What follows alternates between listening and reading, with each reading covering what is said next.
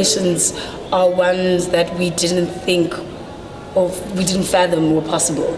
I know particularly of comrades that have had to go to mental institutions, in order to recuperate and to come back to themselves because of Fees Must Fall. I've had a personal friend who's actually still at the moment, at a psychiatric ward at the moment because of Fees Must Fall and the anxiety that she experiences.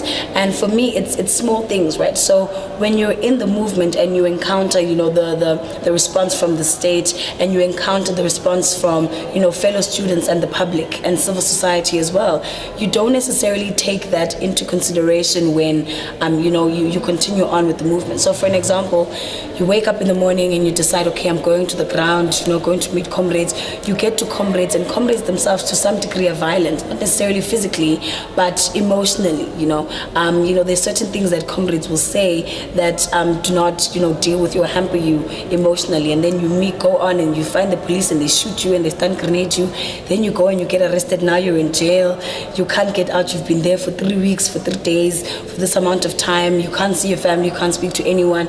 Then you have a situation where even if you do speak to the state, or you engage with the state, it's either you're abducted, like some of the students were taken and left in the wilderness from Limpopo to Botswana to Lesotho. We had students who were literally taken from the universities and thrown into and taken to all these different places and left there. I don't know what to do, to wonder, I guess.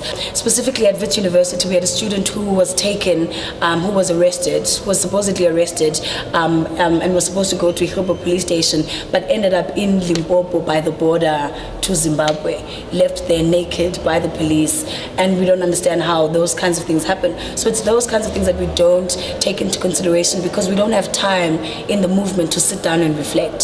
So we never have time to talk about, this is what happened and this is how I feel about it, and this is how it's made me feel, and this is how it's affecting me. So when you come back a year later, you come back, months later, and something as small as a cricket, a firelighter, it's going to be December now, firecrackers come off.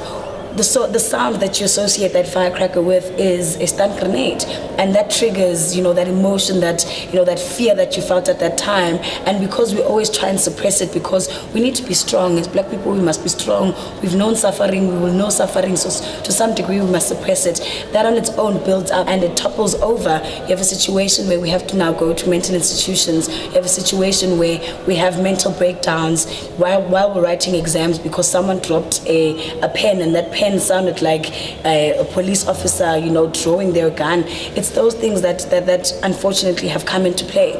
And the psychological trauma of Fees Must Fall is one that we haven't engaged yet. We haven't thoroughly taken the time to sit down as students with people who can possibly assist us and say, let's talk about this. Let's talk about how we felt when, we're being stun grenaded or arrested.